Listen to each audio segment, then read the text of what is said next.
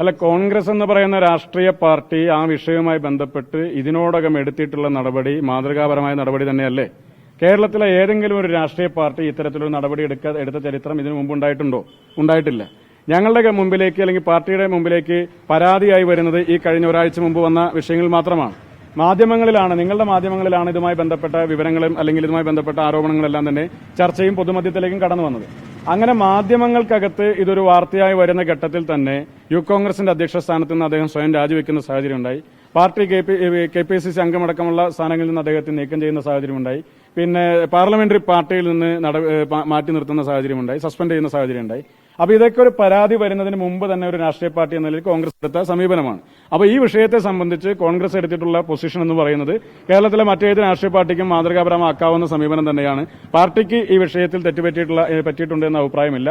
Party വളരെ സുചിന്തിതമായ എല്ലാവരുമായി കൂടിയാലോചിച്ച് ഒരു കൂട്ടായ കളക്ടീവ് റെസ്പോൺസിബിലിറ്റിയുടെ ഭാഗമായി, ഒരു കളക്ടീവ് ഡിസിഷന്റെ ഭാഗമായി ഒരു തീരുമാനമാണ് നിലവിലെടുത്തിട്ടുള്ളത്. പുതിയ ആരോപണങ്ങൾ പുതിയ സാഹചര്യത്തിൽ വന്നതിന് ശേഷമുള്ള നടപടികൾ പാർട്ടി പ്രഖ്യാപിക്കും എന്നുള്ളതാണ് എനിക്ക് സൂചിപ്പിക്കാനുള്ളത്. മറ്റ് യൂത്ത് കോൺഗ്രസ് നേതാക്കൾ എന്ന് പറയുന്നത് VP ദുൽകിഫിൽ അടക്കമുള്ള ആളുകൾ ഫേസ്ബുക്കിൽ പോസ്റ്റ് അടക്കം ഇടുകയും ചെയ്തത് അങ്ങനെയാണോ? അല്ല, അങ്ങനെയല്ലല്ലോ. പാർട്ടി ഇതിനകത്തൊരു തീരുമാനമെടുത്തിട്ടുണ്ട്. ആ തീരുമാനം ഇവിടെ നിലനിൽക്കുന്നുണ്ട്. അതിൽ നിന്ന് ഈ നാട്ടിലെ മാധ്യമങ്ങൾക്ക് മുമ്പിൽ നിന്നോ ജനങ്ങൾക്ക് മുമ്പിൽ നിന്നോ പാർട്ടി നേതൃത്വങ്ങളോ ആരും തന്നെ മാറിപ്പോയിട്ടില്ല. നിങ്ങൾ തന്നെ കഴിഞ്ഞ 6-7 ദിവസങ്ങളായി ഈ നാട്ടിലെ ജനങ്ങളെ ബാധിക്കുന്ന ഏത് വിഷയത്തെപ്പറ്റി ഞങ്ങൾ ആര് തന്നെ പത്രസമ്മേളനം നടത്തിയാലും നിങ്ങൾ എല്ലാവരും ഒരേ വിഷയം തന്നെയാണ് ചോദിച്ചുകൊണ്ടിരിക്കുന്നത്. ആരും ഒരു ചോദ്യത്തിൽ നിന്ന് ഒളിച്ചോടി പോകുന്ന സാഹചര്യം ഉണ്ടായില്ല. എല്ലാവരും മറുപടി തന്നിട്ടാണ് മുന്നോട്ട് പോയത്. സമയം 7 മണിയായി എന്ന് പറഞ്ഞ് മുഖ്യമന്ത്രി എഴുന്നേറ്റ് പോകുന്നത് പോലെ ഒരു സ്ഥലത്തുനിന്ന് പോലും ഞങ്ങളുടെ ഒരു നേതാക്കന്മാർ പോലും പത്രസമ്മേളനം അവസാനിപ്പിച്ച് പോയിട്ടില്ല. എല്ലായിടത്തും കൃത്യമായി തന്നെ മറുപടി പറഞ്ഞ് തന്നെയാണ് പോകുന്നത്. അപ്പോൾ ഈ തെരഞ്ഞെടുപ്പുമായി ബന്ധപ്പെട്ട് ജനങ്ങൾക്ക് ഒരുപാട് തലവേദന ഉണ്ടായിട്ടുണ്ട്.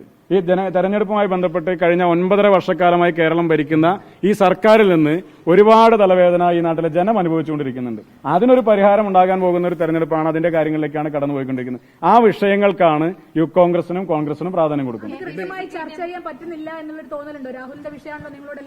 അല്ല, ഞങ്ങളത് കൃത്യമായി രാഹുൽ വിഷയം തന്നെ ഞങ്ങൾ ചർച്ച ചെയ്ത് പോകണമെന്നുള്ളത് കേരളത്തിലെ മാധ്യമങ്ങൾ എന്തിനാണ് ഇത്ര ആഗ്രഹിക്കുന്നത് എനിക്ക് മനസ്സിലാകുന്നില്ല. കാരണം നടപടി എടുക്കാതിരിക്കുന്ന സാഹചര്യത്തിലാണെങ്കിൽ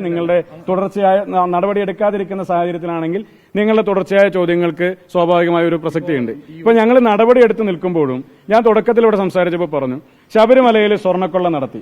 ഏതെങ്കിലും വീട്ടിൽ നിന്നൊരാൾ മോഷണം നടത്തിയതുപോലെയല്ല, ഏതെങ്കിലും ഒരു വ്യാപാര സ്ഥാപനത്തിൽ നിന്നൊരാൾ മോഷണം നടത്തിയതുപോലെയല്ല.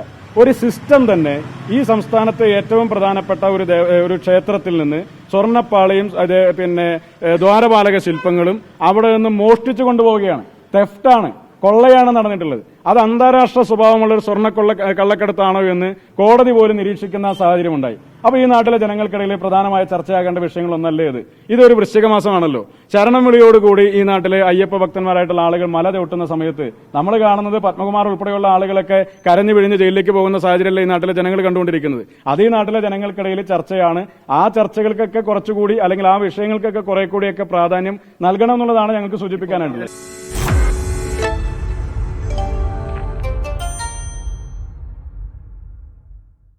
ലോകത്തെവിടെയായാലും ഏത് സമയത്തും 24 വാർത്തകളും ഓഗ്മെന്റഡ് റിയാലിറ്റി പാക്കേജുകളും എക്സ്പ്ലെയിനറുകളും വിശദമായി കാണാൻ ഞങ്ങളുടെ യൂട്യൂബ് ചാനൽ നിങ്ങൾക്ക് സബ്സ്ക്രൈബ് ചെയ്യാം.